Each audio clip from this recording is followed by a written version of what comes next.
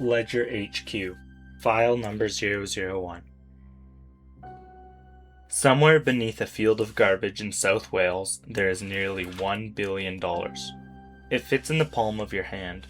It weighs less than a pound, and it has been buried under 200,000 tons of toxic waste for over 12 years. This is the story of the world's most expensive mistake, and the man who refuses to let it stay buried. To understand how $1 billion ends up in a landfill, you have to understand the world that put it there. It was 2008. The global financial system had just come apart. Banks that had stood for a century collapsed in a matter of weeks. Millions of people lost their savings, their homes, their jobs, and trust in the institutions that were supposed to protect ordinary people, was gone in a way it had never quite been before. Into that wreckage, an anonymous figure using the name Satoshi Nakamoto published 9 pages that almost nobody read. The paper proposed a form of digital money with no banks, no government, no middleman. A currency that lived on math rather than faith in institutions. He called it Bitcoin. Almost nobody paid attention, except for a small handful of computer engineers scattered across the internet who understood exactly what Nakamoto was building. James Howells was one of them. He was a Welsh IT specialist from Newport, a man who had been building computers since he was 13 years old. He had taught himself encryption. He had grown up on the internet before most people knew what the internet was. And when he read Nakamoto's white paper in December 2008, he understood it immediately. On the 15th of February 2009, just 6 weeks after Bitcoin's network went live, Howells fired up his Dell XPS laptop and started mining. At that moment, he was one of only 5 active miners on the entire planet. 5 people on the entire network. Mining in 2009 was almost embarrassingly easy compared to what it became.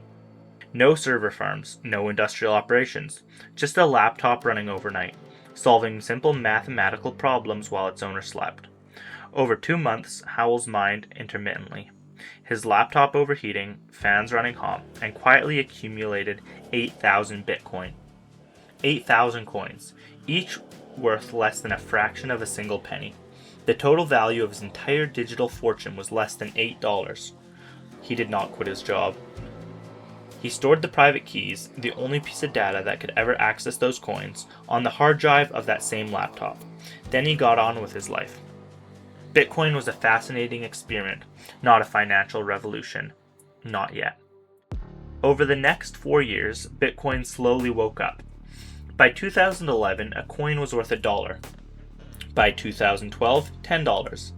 By the middle of 2013, Bitcoin had crossed $200 a coin. James Howells' 8,000 forgotten coins were now worth over $1.5 million. It was summer of 2013. James was tidying up his home office, the kind of deep clean where you finally deal with the corner you've been ignoring for 2 years. He had 2 hard drives on his desk. One was empty, useless, ready for the bin. The other held the private keys to 8,000 Bitcoin.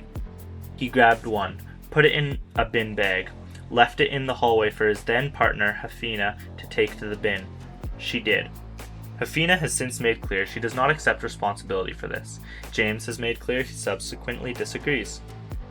The drive was dropped into a general waste bin at the Docks Way landfill in Newport. Within hours it was covered. Within days it was compacted under fresh layers of waste.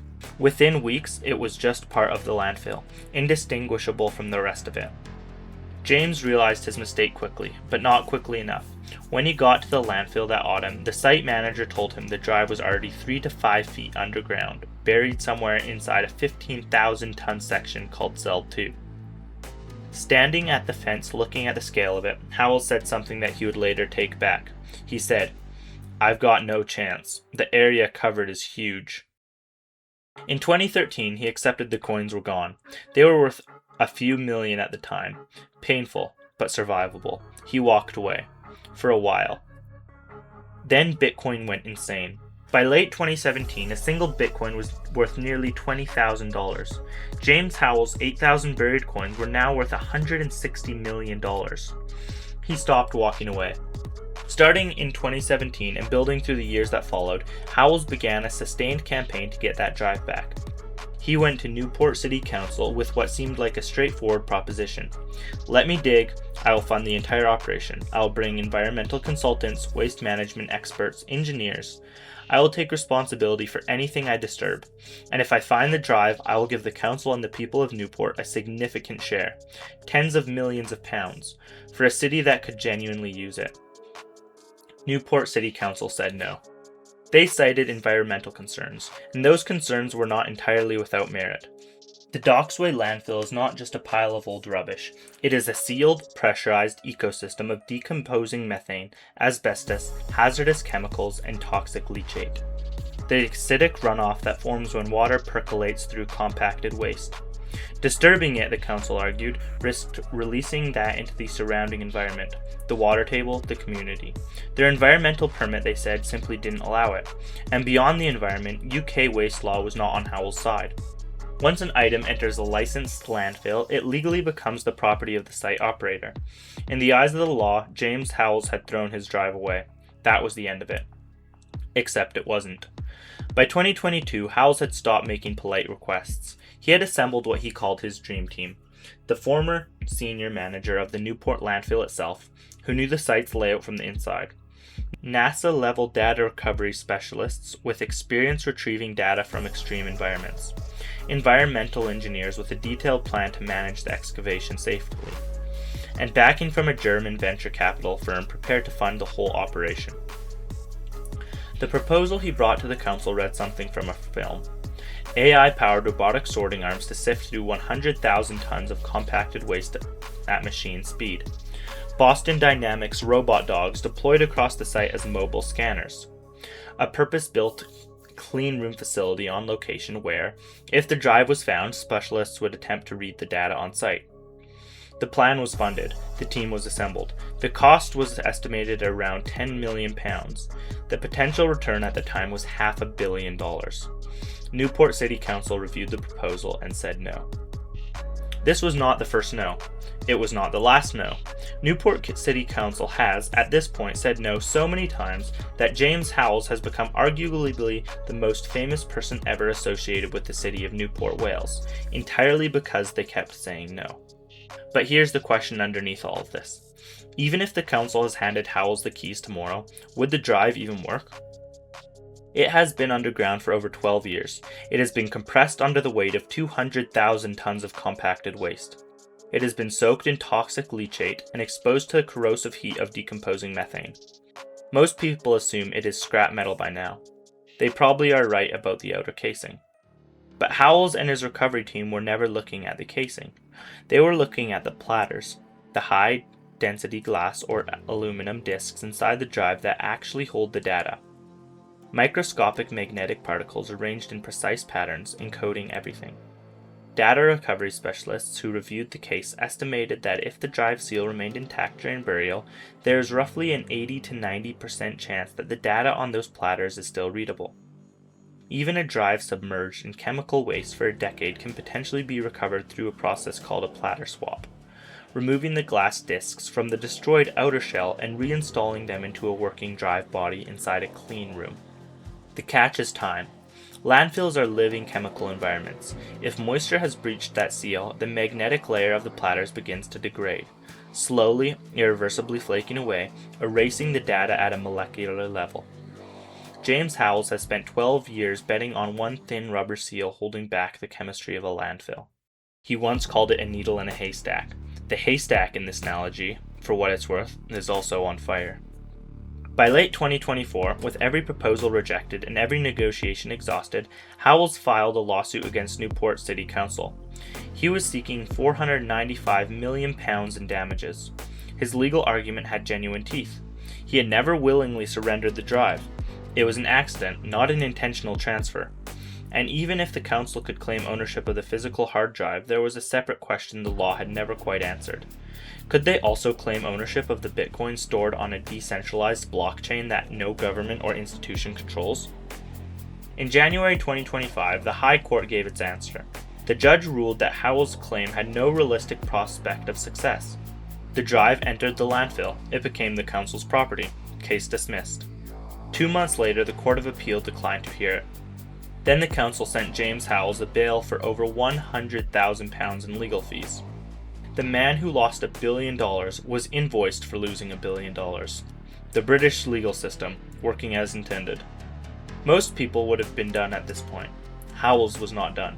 By the summer of 2025, he had quietly shifted his entire approach. He had tried proposals. He had tried fully funded excavation plan backed by venture capital and a dream team of specialists. He had tried the courts. He had even made a formal offer to buy the entire landfill site outright, between $33 and $40 million, before the council closed it. The council did not respond to the offer. They told the BBC that they were not to be spending any more time on the matter until he paid his legal bill first. Howells went on X and wrote, "No response, no logic, no leadership. They want me to give up, but I am done asking permission." Then he announced something no council, no court, and no government had the jurisdiction to stop. He would build something on the blockchain itself. He announced Ceiniog coin, named after the ancient Welsh word for penny. The idea was technically elegant in a way that matched the absurdity of the situation perfectly.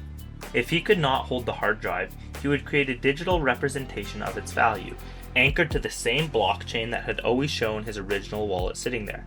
Untouched, inaccessible. A balance anyone in the world can verify right now by just looking it up. 800 billion INI tokens, each representing one Satoshi, the smallest possible unit of the Bitcoin, built directly on the Bitcoin blockchain. The court had ruled that the council owned the drive, but the same court had acknowledged it did not own the Bitcoin. The distinction, small, technical, and legally unprecedented, is the entire foundation Ceiniog is built on. He described his buried hard drive as a vault. The landfill becomes a vault no one can open, he said, but everyone can see. It is, in its own way, a strange kind of genius. The physical world spent 12 years saying no, so he moved the entire fight to a world the physical has no jurisdiction over. As of 2026, those 8,000 Bitcoin are worth approximately $900 million. They have never moved. They have never been spent. They sit on the blockchain, visible to anyone and accessible to no one. A permanent public record of the most expensive mistake in the history of digital money. James Howells spent 12 years fighting a bureaucracy that had no reason to help him and every incentive to wait him out. He lost in every arena they offered him, but in doing so, he built something he never planned for. A story so strange, so perfectly constructed as a parable of the digital age that the world cannot stop paying attention to it. And maybe that is the real point. Not the drive, not even the coins, but the ledger itself. The permanent, unalterable record of what happened, of what was lost, of what was tried, and of what could never, in a world built on blockchain, truly disappear. This was file number 001. This is Ledger.